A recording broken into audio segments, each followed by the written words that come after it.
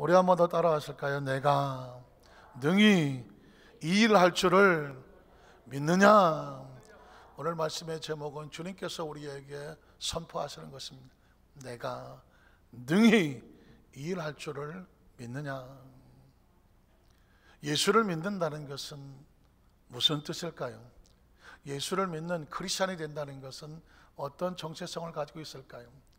이 어려운 시대에, 고난의 시대에 하나님의 사람들은 깊이 묵상합니다. 자신의 정체성에 대해서 깊이 새겨 놓아야 되거든요. 말씀에 근거해서 난 예수를 왜 믿는가? 예수 믿으면 나의 정체성은 어떻게 되는가? 아주 중요한 것이죠. 자신이 누구인지를 모르는데 어떻게 전화갈 수가 있겠습니까? 예수를 믿는다는 것은 성경적인 근거에 의해서 하나님이 우주 만물을 창조하신 창조주이심을 믿는 것입니다. 믿으십니까? 하나님의 창조를 믿으면 그가 나를 지으셨다, 우리가 하나님의 작품인 것을 믿게 되죠. 하나님이 우리를 지으셨습니다. 그러면 하나님에 대한 소속감을 갖게 되죠. 뿐만 아니라 하나님의 세상을 이처럼 사랑하셔서 독생자 예수 그리스도를 보내주셨는데 그를 믿는 자마다 멸망하지 아니하고 영생을 얻게 하려 하심이라.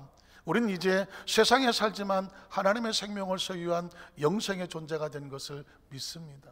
뿐만 아니라 그를 영접하는 자, 그 이름을 믿는 자들에게는 하나님의 자녀가 되는 권세를 주었으니, 누가 당신이 누구냐고 물어보면 예수 그리스도 말미암아 우리는 하나님의 자녀의 권세를 가진 사람입니다.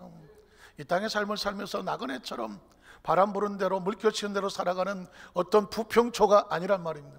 예수님께서 내가 아버지께로 가서 처소를 예비하면 내가 다시 와서 너희를 나 있는 곳에 있게 하리라.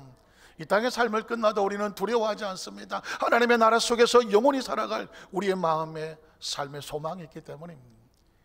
놀라운 사실은요, 제가 말씀을 드렸던 이 예수님, 또 하나님, 성령님, 하나님의 나라, 창조주, 영생, 이 모든 단어는 3차원적인 단어가 아니라는 것입니다.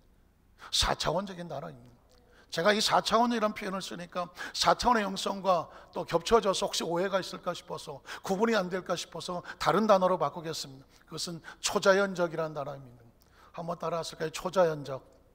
초자연적. 우리의 삶을 자연적인 삶이라고 말합니다. 우리는 시간과 공간의 제한을 받고 살아가기 때문에 이걸 자연스럽게 생각을 합니다. 이걸 뛰어넘으면 초자연적으로 힘들게 생각합니다.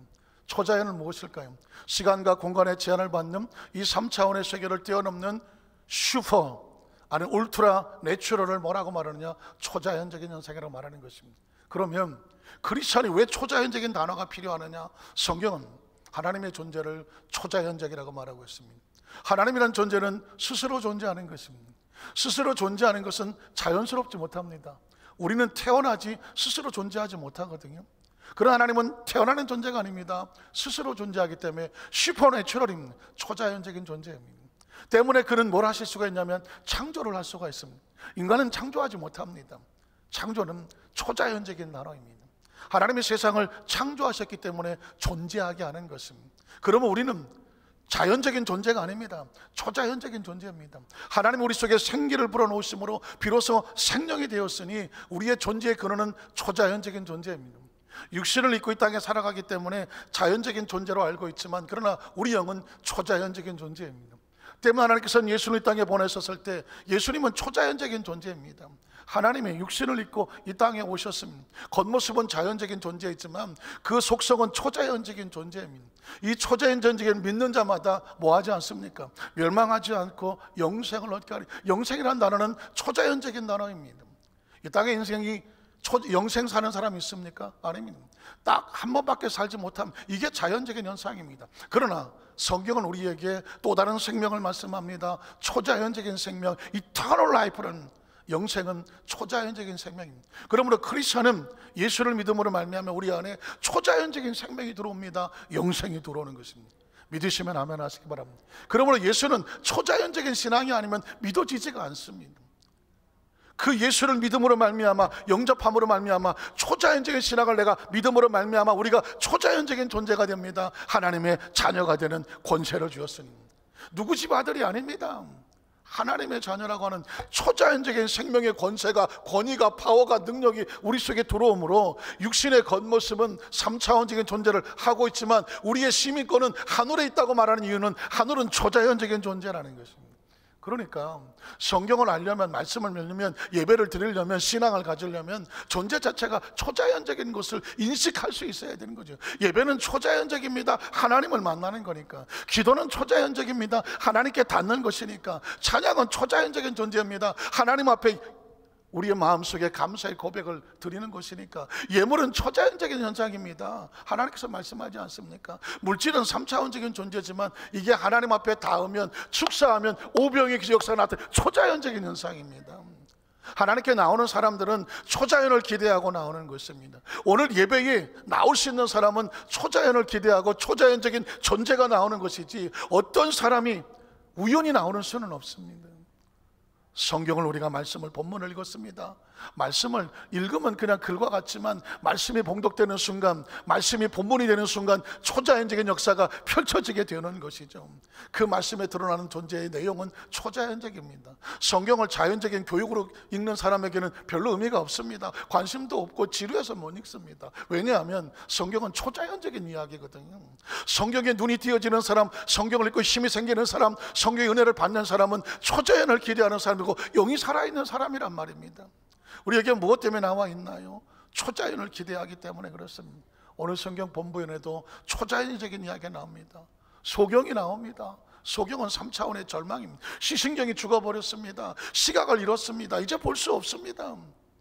이 세상은 감각으로 살아가는 존재인데 육신의 시각을 잃어버리는, 더 이상 볼 수 못하는 거거든요. 3차원의 절망입니다.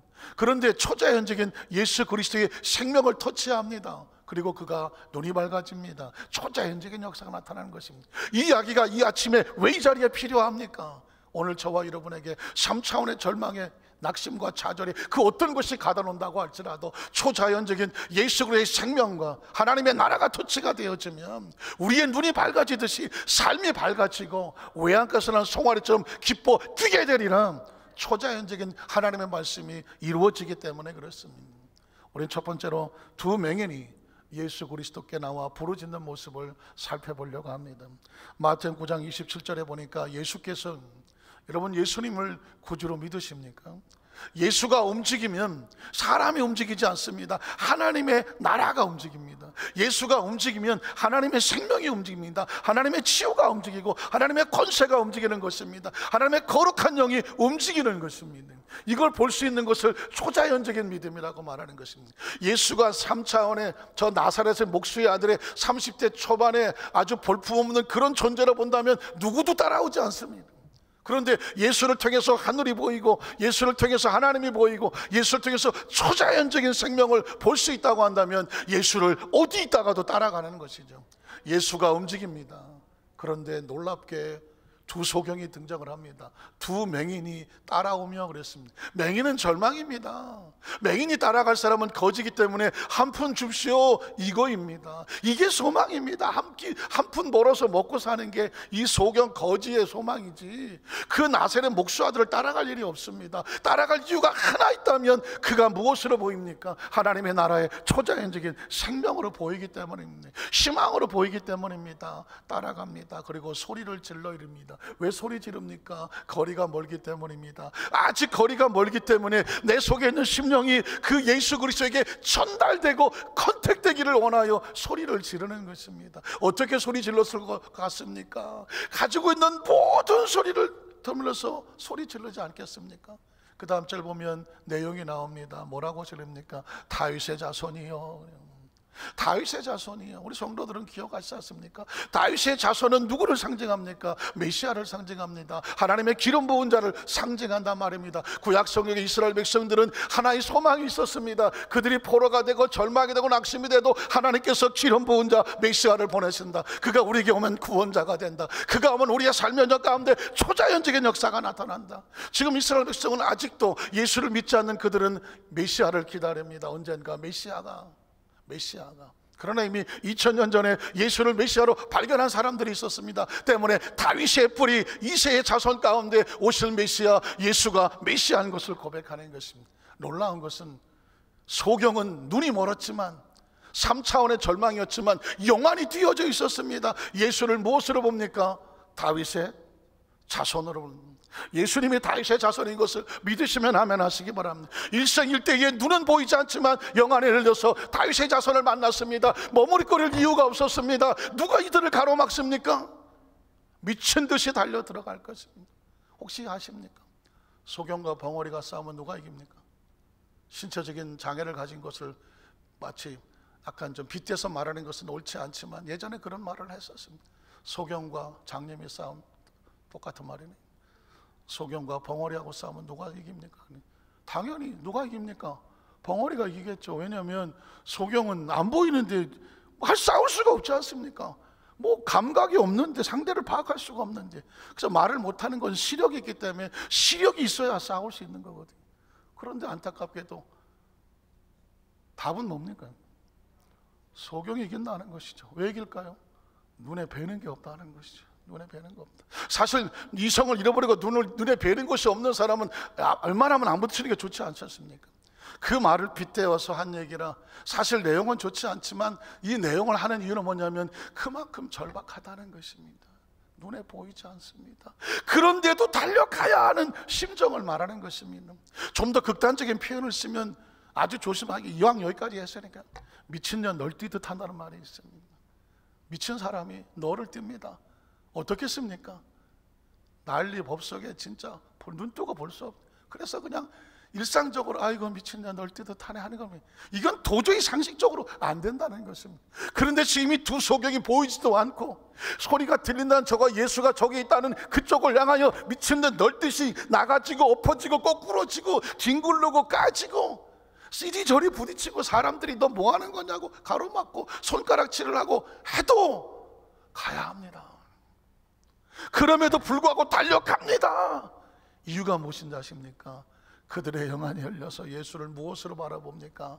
다윗의 자손, 초자연적인 하나님의 생명, 3차원의 절망을 회복시키고 치유할 수 있는 것은 초자연적인 생명밖에 없습니다. 일생일대 예수를 만났으니 여기서 머뭇거리겠습니까? 누가 막는다고 가로막는다고 주저앉겠습니까? 이 미친놈아 안 보인 놈아 손가락질한다고 해서 주저앉겠습니까? 아닙니다. 튀어가야 합니다. 다른 성경에는 뭐라고 말합니까? 제자들이 시끄럽다고 따라오지 말라고 막았다고 말했습니다. 주위의 사람들이 시끄럽다고 소리 그만 지르라고 막았습니다. 그때 이들이 뭐라고 말했어요? 더욱 소리 질러라고 말했습니다. 더욱 소리, 가로막으면 더 소리 지르고. 왜? 기회는 한 번밖에 없는 거예요. 여러분, 예배는 그런 마음으로 드리는 겁니다. 기도는 그런 마음으로 드리는 것입니다. 하나님은 그런 심정으로 만나는 것입니다. 내 인생에 한 번밖에 없는 기회라고 달려나가는 것입니다. 문둥병자가 동굴에서 튀어나와서 예수를 찾아 나왔을 때 룰루랄라 하고 나왔겠습니까? 일생일대에 동굴에서 미친 듯이 굴러 나와서 예수를 부여잡고 말하지 않았겠습니까? 주께서 원하시면 내가 나오지. 백부장이 튀어나올 때 지나가다 오다가다 시간이 남아서 나왔겠습니까? 일생일대에 목숨을 건 위기 아니겠습니까? 혈루증 걸린 여인이 지난주에 말씀드렸지만 그 많은 사람을 뚫고 피투성이가 되어서 예수의 옷가에 산을 달 때 그 사람이 살려고 나왔겠습니까? 죽으려고 각오하고 나왔겠습니까? 내가 여기서 손을 못 대 죽어도 좋겠다는 죽을 각오를 하고 나왔다는 거 아니겠습니까? 오늘날 저와 여러분의 성경은 우리에게 도전하고 있습니다. 당신은 어떤 심정으로 예배에 참석하십니까? 당신은 어떤 심정으로 교회를 나오십니까? 당신은 어떤 심정으로 기도를 하십니까? 당신은 어떤 심정으로 하나님의 나라의 컨택을 하십니까? 사랑하는 성도 여러분, 이 사람들에게는요 결코 쉽지 않은 상황을 지금 펼치고 두 가지를 이겨나와야 나옵니다. 하나는 뭐냐면 3차원의 절망입니다. 여러분, 소경이 내가 눈을 뜰 수 있다는 생각을 합니까? 오늘날 과학이 뛰어나도요 혹시 뭐 안구를 기증해서 뭐 어떻게 이식하면 모를까, 죽은 시신경이 살아나는 법은 없습니다.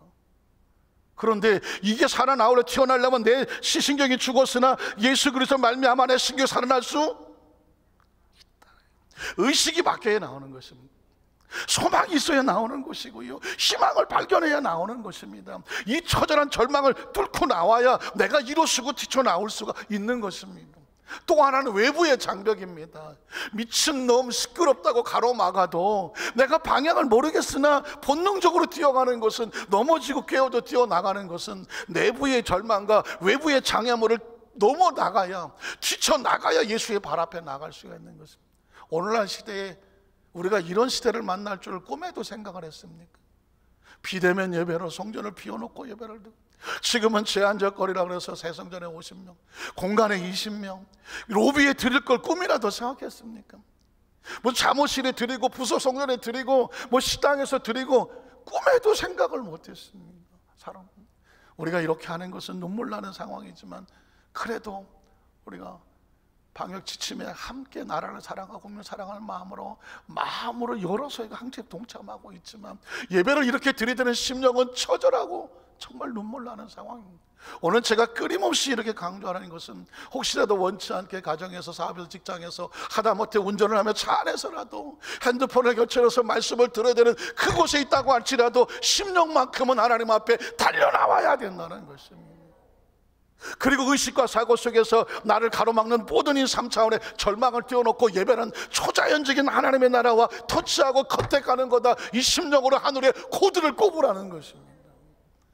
간구가 드려지는 간구가 하나님이 들어서 그 심령이 뜨거워지도록 기도와 찬양과 말씀에 임하는 자세가 하나님 앞에 무릎을 꿇는 그런 절박함으로 하나님 앞에 엎드려 고백하자는 것입니다. 주여 나를 불쌍히 여기소서.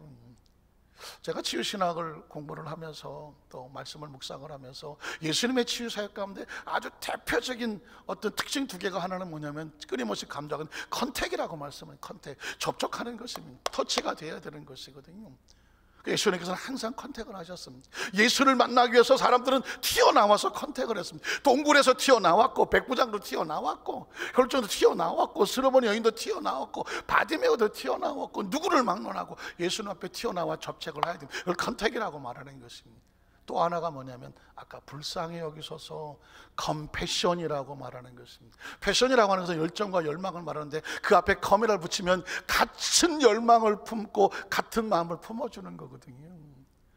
긍휼이라는 것입니다. 예수님께서 우리를 치료하시고 우리를 구원하시고 안으시는 것은 우리의 사랑하시는 긍휼 때문에, 우리를 긍휼. 여러분, 우리가 하나님 앞에 나와서 구할 때 컨택을 했다면 하나님의 은혜를 구하십시오. 하나님, 우리를 불쌍히 여겨 주시옵소서.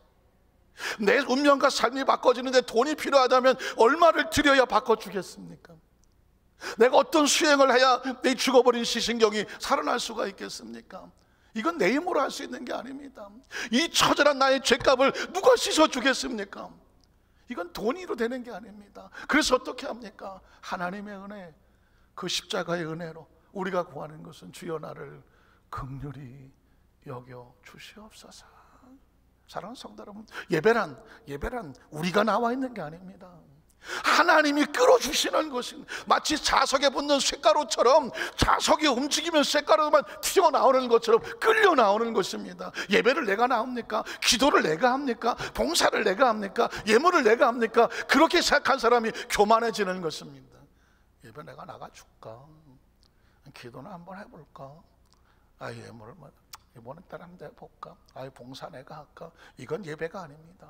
하나님의 나라는 하나님의 심령을 끌려서 나와서 하나님 아니면 안 되는 사람이 하는 것을, 그걸 예배라고 말하고, 기도라고 말하고, 헌신이라고 말하고, 예물이라고 말하고, 봉사라고 말하는 것입니다.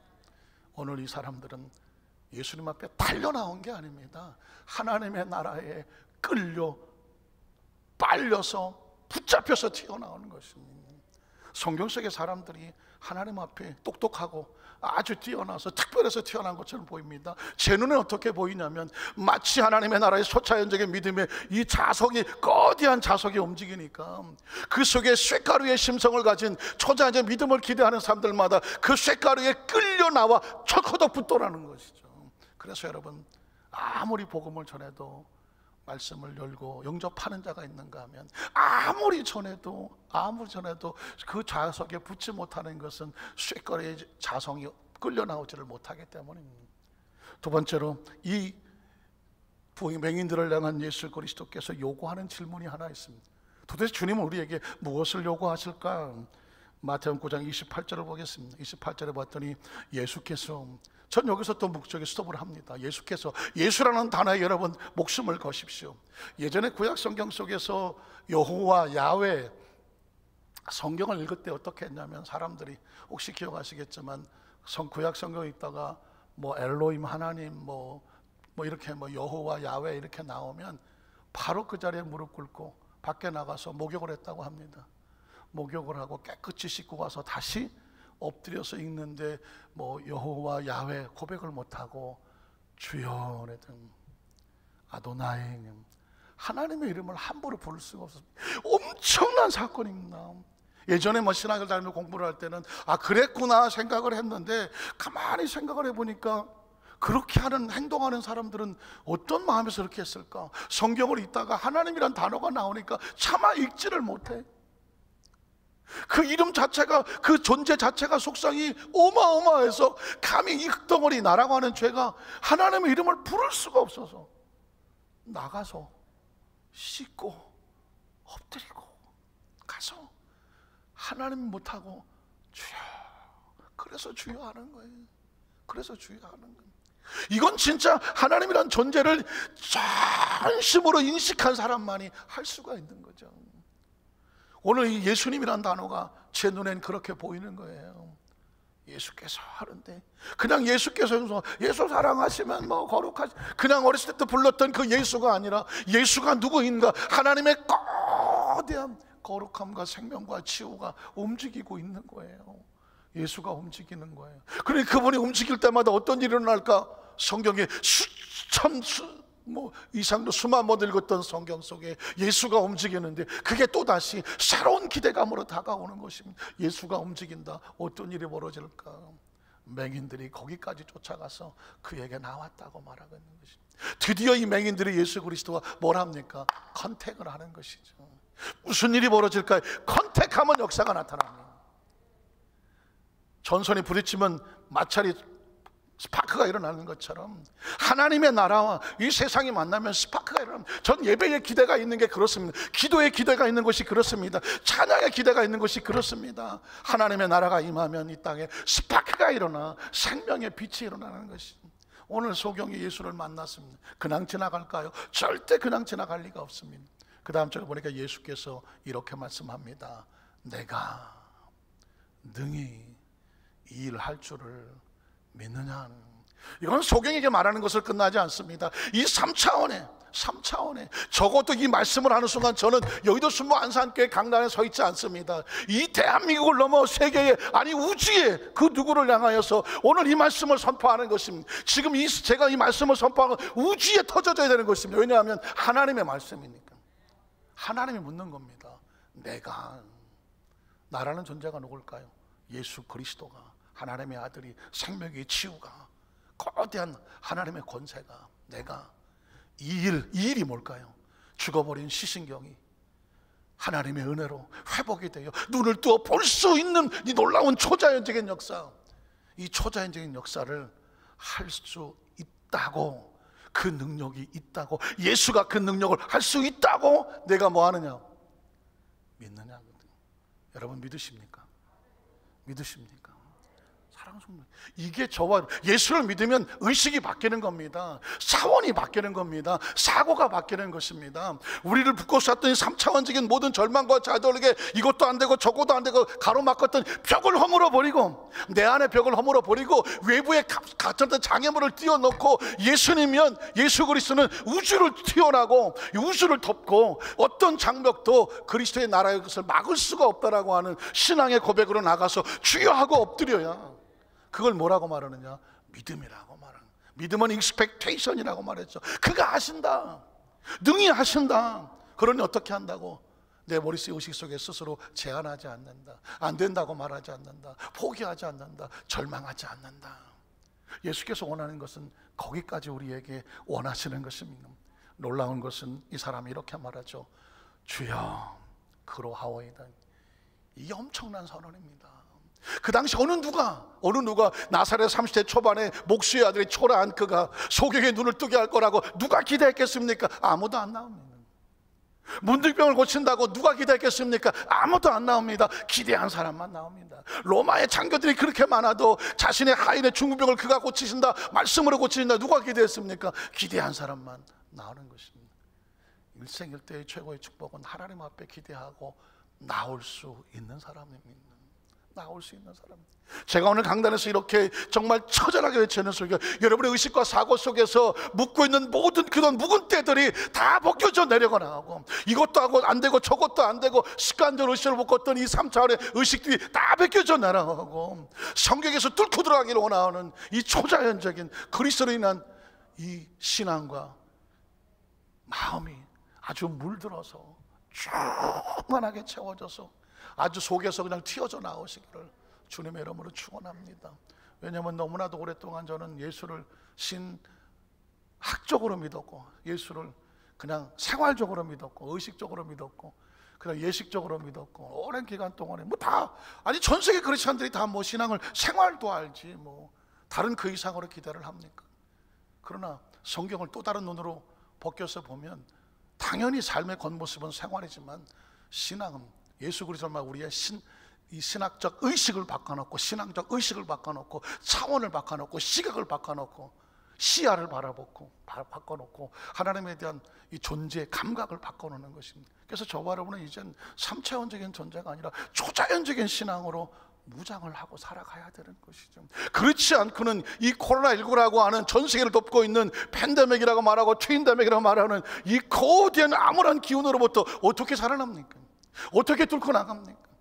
어떤 전문가는 뭐 내년 말까지라도 뭐 코로나 갈 것 같다, 뭐 이젠 독감처럼 같이 생활해야 된다, 뭐 백신이 나와도 무슨 뭐 그게 완치되는 것은 아니다, 뭐 또 감염이 된다, 별의별 여러 가지 설들이 돌아져 나오고 있습니다. 저는 생각합니다. 어떤 것도 지금 우리에게 소망을 줄 수 있는 것은 아무것도 없습니다. 오늘 우리는 여기서 다시 하나님께로 돌아가는 것입니다. 신앙의 모습으로 돌아가는 것입니다. 왜 그런지 아십니까? 지금 우리에게 필요한 것은 예수께서 원하시는 절대 믿음이기 때문에 그렇습니다. 혹시 들어보셨습니까? 예전에 어느 마을에서 몇 년 동안 비가 오지 않아서 마을 사람들이 너무 견디기 별짓을 다 해봤는데 비가 오지를 않아. 그래서 마을 사람들이 우리가 하나님께 가서 산에 올라가서 기도하자. 동네 사람들이 드디어 기도하기를 작정했습니다. 산 꼭대기에 올라가서 기도하러 갑니다. 하나님 앞에 나가서 기도하면 비를 내려주시기를 원합니다. 기도하러 갑니다. 그런데 그 한 9살 뭐 8살 되는 여자의 하나가 자기 키만한 만한 우산을 들고 질질 끌고 나오더라는 것입니다. 그 모습을 보다 옆에 있던 사람들이 하도 웃겨서, 야, 너 이 맑은 대낮 청청 하늘인데 무슨 우산을 들고 가니? 하고 비웃었습니다. 그 아이가 이렇게 말하더랍니다. 우리 아빠가요 오늘 산에 이렇게 비 오게 해달라고 기도하러 간다고. 그래서 기도하면 올 때는 비 올 것 같은데요. 무슨 얘기인지 잘 모르시겠습니까? 올 때는 비가 온다는 겁니다. 그래서 올 때 비 올 때를 대비해서 우산을 가져간다는 것입니다. 어른들이 거기서 거꾸로 졌다는 것입니다. 어떤 사람은 손가락질 했겠죠. 야, 비도를 하지만 설마 올 때 비가 오겠어. 아무도 우산을 가져가지 않습니다. 이야기는 뭔지 아십니까? 많은 크리스천들이 기도합니다. 기대는 안 합니다. 많은 사람들이 기도에 예식은 있습니다. 그러나 결과에 대한 기대는 안 합니다. 여러분, 저와 여러분은 어떻습니까? 기도하십니까? 갑자기 숙연해서 기도하십니까? 그러면 기대는 하십니까? 기대를 하시면 어느 정도까지 기대하십니까? 여러분이 기대하는 것만큼 그걸 뭐라고 말하냐면 믿음입니다. 예수님께서 그렇게 말씀하거든요. 네가 기대한 것만큼, 네가 나를 믿어주는 것만큼, 기도의 응답을 네가 상상하고 마음에 품는 것만큼 내 믿음대로 될지어다 하는 것입니다. 그래서 마지막 세 번째로 예수 그리스도의 치유의 선포의 모습을 한번 찾아보려고 하는 것입니다. 마태복음 9장 29절에 보니까 예수께서 그들의 눈을 만지시며 그랬죠. 어느 날부터인가 제가 자꾸 컨택하니까 왜 목사님 자꾸 컨택할까? 왜 접촉할까? 오늘날 시대를 언택 하잖아요. 비접촉 비대면 하지 않습니까? 이건 어떤 바이러스의 컨택을 통해서 서로 감염되는 것을 막기 위해서 애를 쓰고 있는 장면이죠. 그러나 하나님의 나라는 반대로 하나님의 나라가 우리 속에 들어와서 역사하려면 뭘 해야 되느냐? 컨택을 해야 하는 것입니다. 반대로 아주 좋은 시대에 사는 거죠. 언택이 얼마나 중요한지를 깨닫는다고 하면 크리스찬은요 컨택이 얼마나 중요한지를 알아야 됩니다. 왜냐하면 예수님께서 움직이실 때마다 하나님의 나라는 다 컨택이었습니다. 컨택이었습니다. 하다못해 로마의 백부장이 튀어나올 때도 엎드려서 말씀 내가 가서 고쳐줄게, 컨택이었거든요. 그랬더니 백부장이 뭐라고 말하냐면 어차피 컨택인데 주님 말씀만 해주십시오 라고 말하더래요. 말씀의 권세가 컨택이 되면 이 컨택이 어마어마해서 집에 누워있는 내 하인도 나올 줄로 믿습니다 하거든요. 믿음은 컨택에 대해서 확신하는 것입니다. 예수님께서도 그들의 눈을 만졌다고 말하고 있습니다. 만졌다고 하는 것은 컨택입니다. 그리고 컴패션입니다. 긍휼입니다. 은혜입니다. 그동안 눈이 안 보여서 얼마나 힘들었어. 모든 경제적인 능력을 잃어버리고 거지가 돼서 나라에서 준 합법적인 거지 자격증 겉옷을 덜쳐 입고 성 앞에 길거리에서 한 푼만 줍시오, 한 푼만 줍시오. 사랑하는 성도 여러분, 구걸해 보셨습니까? 한 끼 음식이 없어갖고 사람들에게 자존심 다 내려놓고 나한테 한 푼만 달라고 해본 적 있으십니까? 여러분, 그 심정이 돼보지 않고는 모르는 것입니다. 그런데 그 심정을 누가 합니까? 그 거지가 왔을 때 아이 더럽고 냄새난다고 저리 가라고 소리 지르지 누가 그 사람의 손을 잡아줍니까? 아무도 안 합니다. 전 성경 속에서 예수께서 하시는 것 때문에 문둥병자가 왔을 때도 그의 몸에 손을 대시며 여러분, 예수님은 기계적으로 사람을 고치지 않습니다. 능력을 자랑하지 않습니다.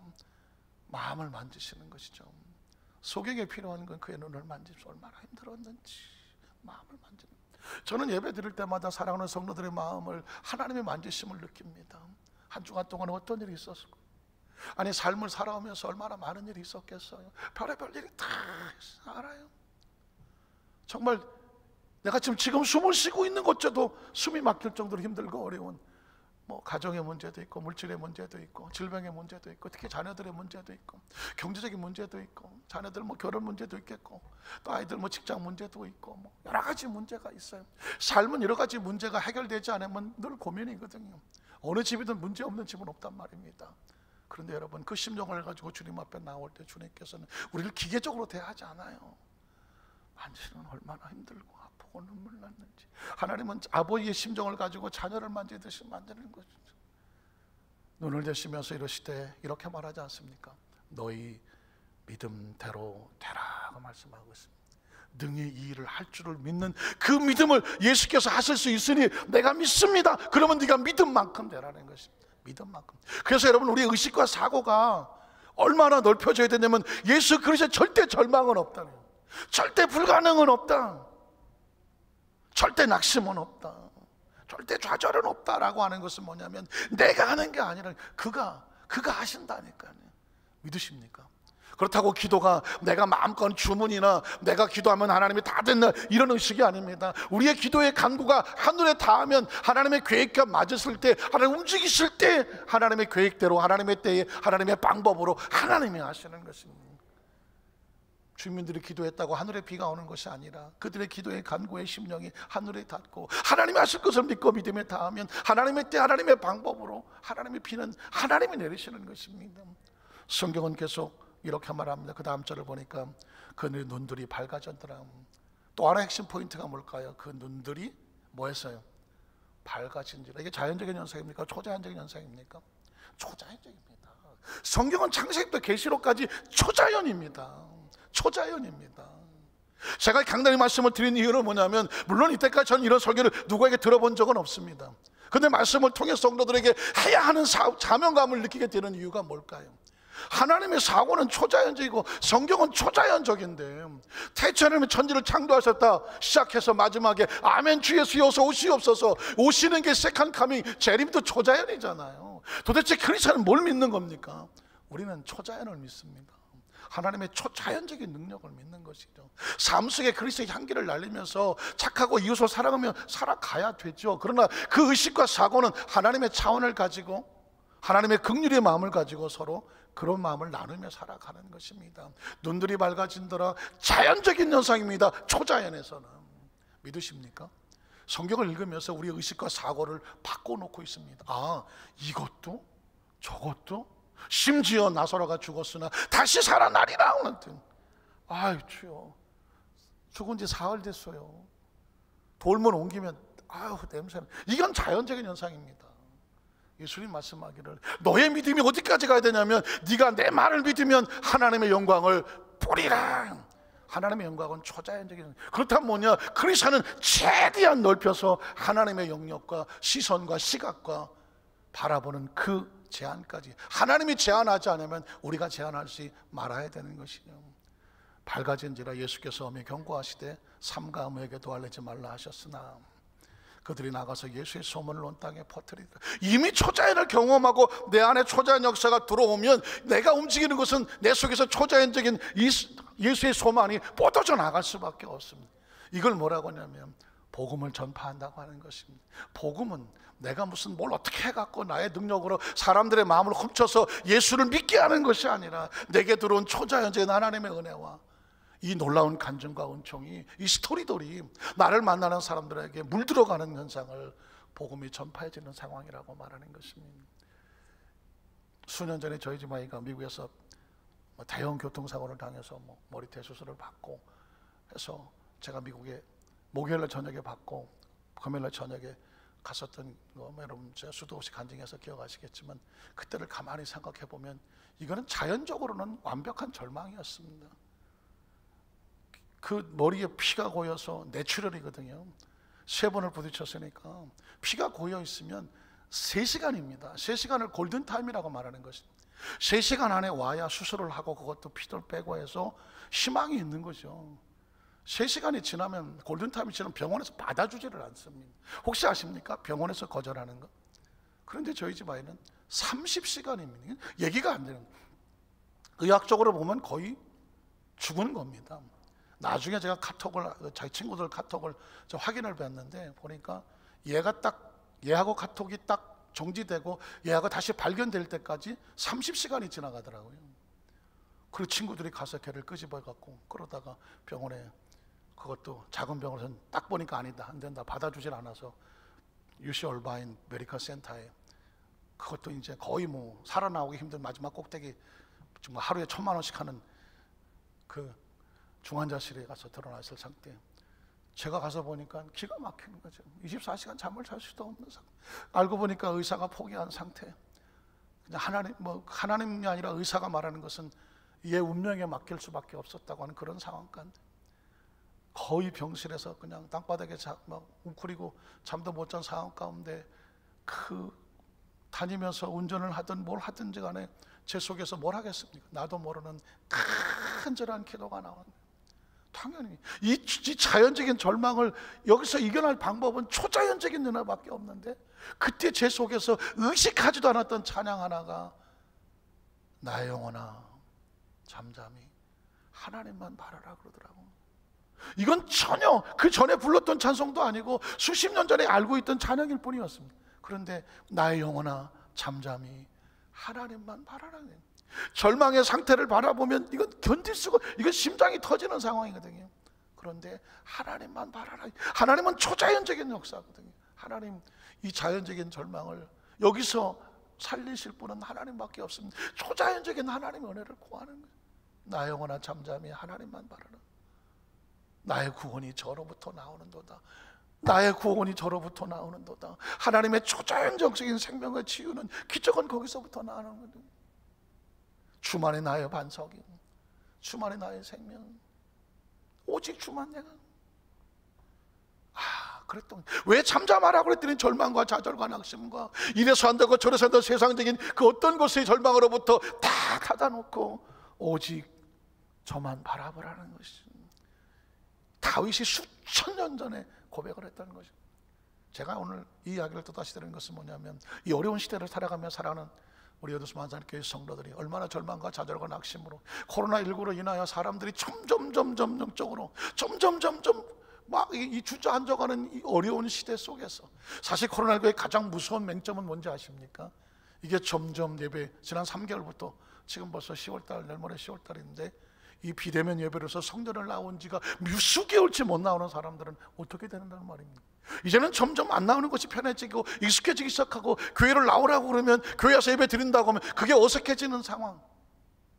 온라인으로 있는 곳에 그냥 예배 드리고, 어떤 장로교회에서는 성도들에게 통계를 내봤더니 예배를 어떻게 드리나 봤더니 설교 듣고 설교 끝나면 그냥 핸드폰 꺼버리는, 설교 듣고 그랬으면 예배 끝났다 이렇게 드리고 하는, 이 변형되고 변칙되고 일그러진 예배가 습관화되어져가는, 이게 먼 훗날 세월이 지난 다음에 우리가 뒤돌아보면 가장 무서운, 아까 우리 장로님 기도하셨지만 어떤 배후에 무엇이 있다고 하면 무서운 전략이고 무서운 방법이고, 추풍낙엽처럼 하나님의 사람들이 떨어져 나간다고 하면 이것처럼 절망적인 상황은 없습니다. 이때 주님께서 우리에게 가슴 속에 외치게 하는, 피를 토하듯이 외치게 하는 것은 뭐냐면, 하나님 앞에 소경도 뛰어나와서 거꾸로져 하나님 앞에 엎드리는 것처럼, 지금 우리가 어떤 모습입니까? 지금 적어도 2부 3부 예배 때마다 대성전 포함해서 부서성전에서 한 번에 한 300명 정도는 드릴 수가 있어요. 그래서 이제는 회복이 더 물러서면 안 되고, 더 멀어지면 안 되고, 더 영적인 감각을 잃어버리면 이제 나중에 기도가 안 됩니다. 예배가 안 됩니다. 여러분 아십니까? 아무리 내가 회개를 하려고 해도 회개가 안 돼. 내가 아무리 기도를 하려고 해도 기도가 안 돼. 예배를 드리고 싶어도 나와 앉아있는데 반응이 안 돼. 말씀을 들어도 온갖 다른 생각뿐이지 하나님 말씀이 나를 향해 외치는 하나님의 영혼의 심령이 내 속에서 반응이 안 된다니까. 미치고 환장하고 펄쩍 뛰는 게 뭔지 아십니까? 하나님의 음성인데 내 영혼이 반응을 안 해요. 영이 죽어버리면 반응을 안 합니다. 숨을 못 쉽니다. 여러분, 이게 두려운 거예요. 이게 두려운 거예요. 그래서 어떻게 합니까? 멀쩡한 사람은 예수님 앞에 안 들려 나옵니다. 소경이 튀어나오더라고. 왜 그럴까요? 살아야 하니까, 보아야 하니까. 말씀을 정리합니다. 사랑하는 우리 어디서 만작교회 성도 여러분, 제가 아는 어떤 성도님 한 분께서 삶은 달걀, 혹시 요즘 구운 달걀을 못 나오는데, 그 구운 달걀을 몇 개월씩 가잖아요. 봉투에, 비닐 봉투에 넣었다 가방에 넣은 거예요. 근데 어쩌다 보니까 가방이 늘 들고 다니는 게 아니니까 장롱 속에 이렇게 박혀 있었는데, 어느 날 가방을 뒤져봤더니 거기서 아주 썩은 냄새가 나오는 거예요. 뭐가 썩었나요? 구운 달걀이 썩었어. 아주 썩어서 녹았어. 가방에 다 그냥 썩은 냄새가 진동을 해.